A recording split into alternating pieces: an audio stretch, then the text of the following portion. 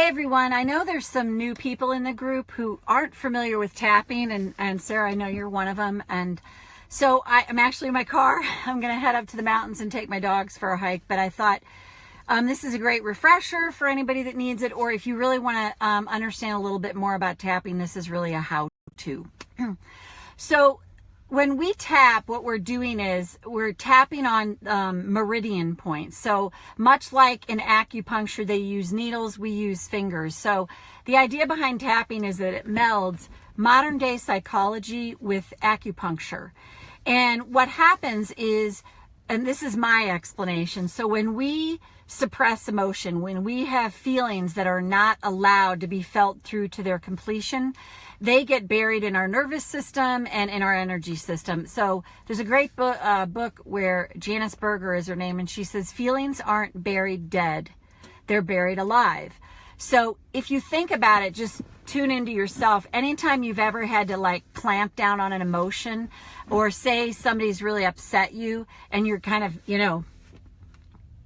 doing this because you don't feel safe speaking your truth, or you don't feel like it's worthwhile, you'll get into a fight or something like that. So anytime you suppress emotion or put a lid on it, it builds up.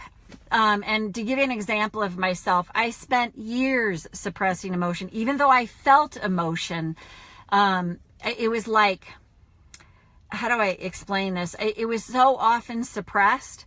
So I might have felt stuff, but then there was this buildup going on. And, when I was younger, when I was 16, I had an eating disorder. And when I finished, I stopped practicing that. I successfully overcame it. I think I was about 31. So I dealt with it for a long time. And if I'd had tapping, oh my God, I think I would have I know I would have saved myself by 15 years of misery. So what happened when I stopped practicing my eating disorder, meaning that was the way I was suppressing the emotion, is it wasn't anger that came up, it was rage. So this just huge bout of emotion came up in me. And it literally, I remember driving down the highway in Chicago, and I literally was like screaming at the top of my lungs, and I was just so emoting, and I didn't even know why. I literally thought like I'm crazy. But the thing is, I was no longer doing anything to mute or anesthetize those emotions. So had I had tapping, I could have processed through them much more quickly. So the idea is that we suppress emotion, and when we suppress it, it gets buried in us. And also we contract, what I'm going to say, limiting beliefs. We get told, oh, you're too big for your britches, or women aren't as smart as men, or men should be tough and shouldn't cry, any myriad of messaging that you got. And you hear it enough and you start to believe it. And I'll tell a quick story about a few years back, I was taking a red eye to New York. And I was sitting next to a father and a son. So I was on the aisle seat, and then the father was in the middle and the son was at the window. And the son was like maybe 7 years old. This little boy was just so excited, so enthusiastic. It was his first flight ever. He couldn't wait. We're just sitting on the tarmac at the airport waiting to take off. And the kid is just full of enthusiasm. And granted, we're pushing midnight, and the father's tired and exhausted, and little boy's just like, oh my God, so excited. And the father turns to the boy, apparently he'd had enough, and said, and I'm not saying he was a bad father, he was tired, and this is what, I'm a parent, you do that sometimes. And he said, like, Tyler, we're going to be staring at the back of these seats for the next 4 hours. There's nothing exciting about this. And you could see the wind being taken out of that little boy's sail. And he started to just clamp down and just quiet down. He stopped being so enthusiastic. And then after a little while, he was still resilient enough that he started to build back up. But you could just tell that he started to put what I call parentheses around his emotions. Like, okay, if I'm enthusiastic, that's going to be a problem. And when things like that happen to us, we learn to adapt to survive and believe, well, I'm not supposed to be too excited or too enthusiastic, and that can carry into I'm not supposed to be too excited or enthusiastic about life. If you were ever publicly humiliated as a child in front of people, it's very likely you'll have a huge fear of getting up in public speaking or just being in front of people or being visible, even say getting your website done. There's all kinds of reasons behind why we stop ourselves from doing things, and tapping is there to tap in literally and figuratively into the subconscious so that those memories, events, or past experiences can surface up and you can release the emotional charge attached to them, and then you start to behave differently. So that's really sort of the quick background. I could talk for hours here about this, but so I'm just going to walk you through tapping. So what we're doing is the karate chop. So I'm left-handed and I tap left hand or right hand. Doesn't matter. Some people tap like this. Some people tap like this. I typically do this. Sometimes I do this.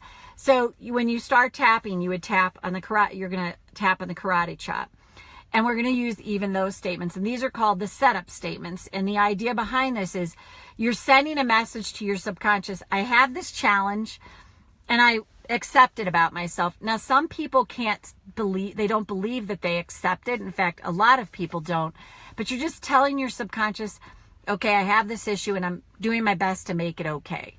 So you might use the word acknowledge instead of accept. So you would tap and go, even though, let's just go with sadness.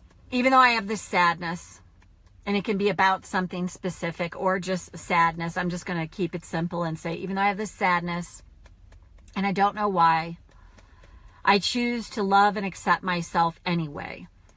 And so that's the messaging. And we would do that 3 times.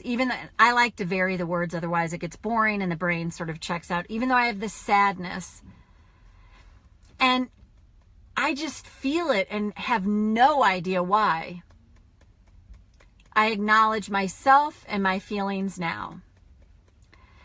Even though I have sadness that surfaces and it just seems to show up for no apparent reason, I choose to acknowledge my feelings now. So you would do that 3 times. And when you're first starting to tap, I say, don't skip this because you really want to send that message to your subconscious. So you would do that 3 times. And then these are the reminder points, and we'd say reminder phrases. So the eyebrow is literally here, the eyebrow. Some people 2-hand it. Depending on who you talk to, some people say, oh, you have to do 2 because it balances out your lymphatic system. That has never been proven to be true. In fact, they've done studies where they do both and it doesn't make a difference. So if you want to do 2 hands, you can. I do 1. It was the way I was trained. Even though I have this sadness, so that's the eyebrow. And you would say, side of the eye is literally like right here, kind of where these, the top and the bottom of your eye come together. You want to tap the side of the eye. Under the eye, I literally got, here's my cheekbone. I just go there. And then under the nose is literally your indentation in your nose. And then chin point, the indentation in your chin. Collarbone a couple ways. Some people open palm it like this. You can't really see it, but here's my 2 collarbones. So you could just tap like this. I tend to just go out, like this is the bone to my collarbone. I just go out about 2 inches and I tap there. So you could do this or this. And then under the arm, these are 2 I always say when I do workshops or goofy. Under the arm is if you wear a bra, right where your bra straps hit, or 4 inches below your armpit. And then top of the head, I tap around in a circle. So I'm just going to walk you through a sequence and we'll just do the sadness thing. So karate chop, even though I have the sadness, and the sadness just surfaces seemingly out of nowhere sometimes, I choose to love and accept myself anyway. Even though I feel sadness and I don't even know why. And I don't really like feeling it. I choose to acknowledge my feelings now. even though I feel sad, and I don't like feeling sadness, it doesn't really feel safe to feel sad. I accept myself anyway now. And then we're going to go through these points. All this sadness, side of the eye, this sadness that I feel under the eye, I am not comfortable with sadness. Under the nose, I have this sense that it's not safe to be sad. Chin point, this sadness that I feel, I don't know what to do about it. Collarbone, I don't even know why I feel so sad. And then under the arm, I just feel sad. And then top of the head, what if it's okay to feel sad? And I'm just going to keep going now. What if sadness is just an emotion? It's just one that's uncomfortable for me. Because I didn't learn that sadness is okay. In fact, I learned the opposite. It is not safe to feel sad. Hey, Rebecca. So sadness is a bit of a forbidden emotion for me. And I notice that I do my best to suppress it. And what if that's okay? I have this sadness in my heart. Hey, Rebecca. And I don't know why, but I'm open to receiving healing. I feel sad sometimes. And what if the first step is to just make the sadness okay? And what if it's safe to feel the sadness right here and now? Because I'm by myself. And as I allow myself to feel the sadness, it can do what it's meant to do. Move through me. Because when I really allow myself to feel an emotion fully, which is not something I learned, the emotions do what they're meant to do. Just move through me. And I kind of like that idea a lot.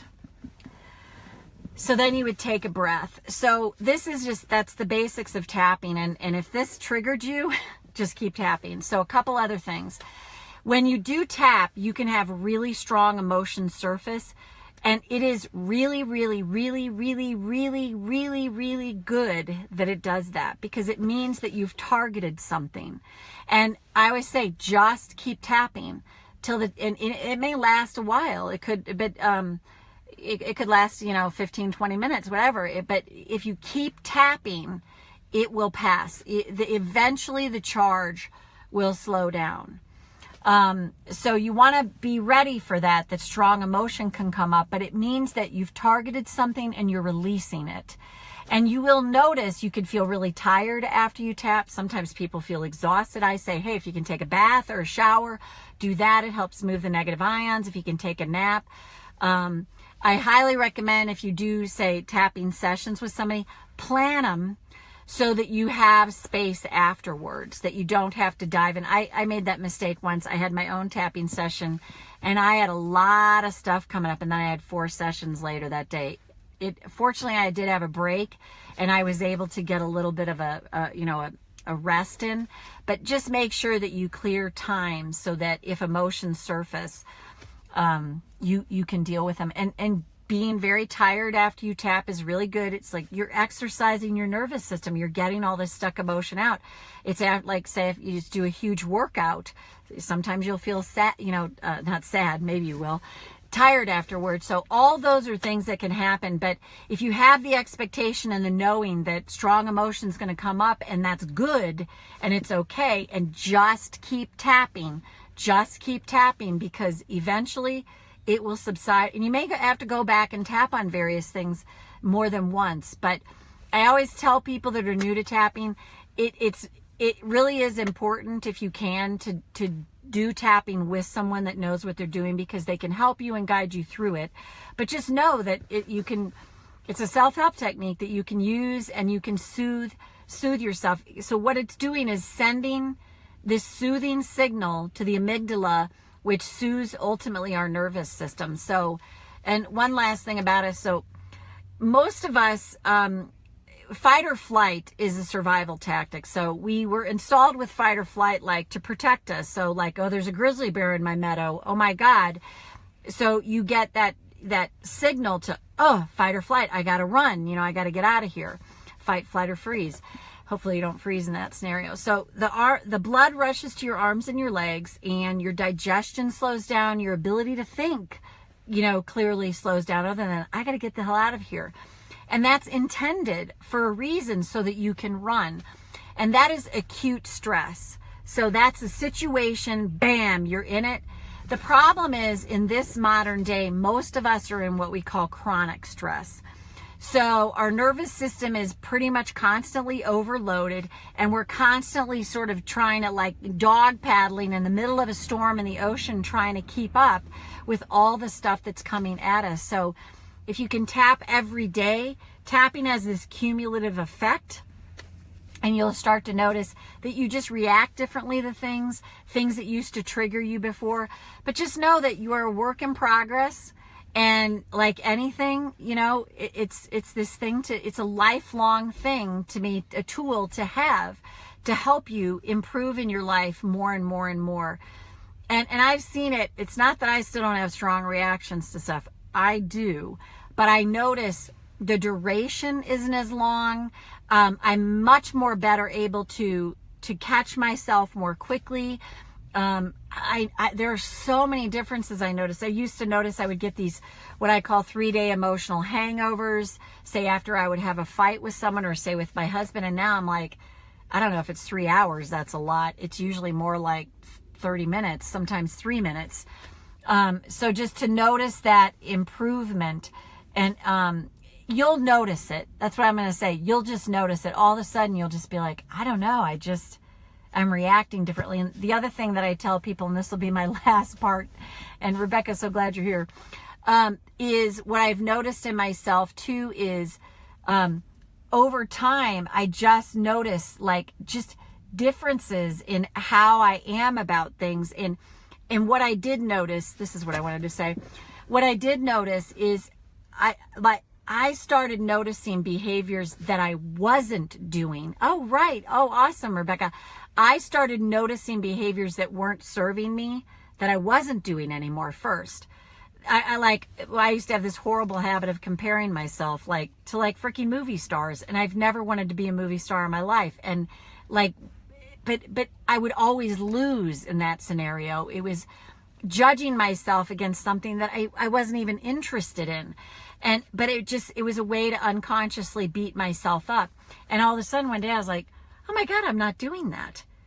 And it's not to say that I don't do that at times, of course, but that chronic thing has really shifted. So I started noticing behaviors that I wasn't doing anymore that were shifting. And then I started noticing really positive behaviors sort of replacing that. So, and my belief about that is that when we start these positive behaviors, that's who we really are. That is who we really are. We are these positive, infinite, amazing beings. We just got this muck that blocked us from remembering the truth of that. So as you clear out the negative, who you are naturally gets to come through. So I hope you found this helpful. And if you have any questions, put them in the thread here. For those of you who don't really know tapping, you're unfamiliar to it. And just know that this is a resource and this page is a resource. You can ask questions. If you want to ask me a question, please make sure you tag my name in the group. Tag my name so it, highlights so that I'll see it in my feed more. So just know that that's available to you. And that's it. Rebecca, so glad you were here, and glad to see you're part of it. Hope everything's well for you. Bye for now. Going up to the crest.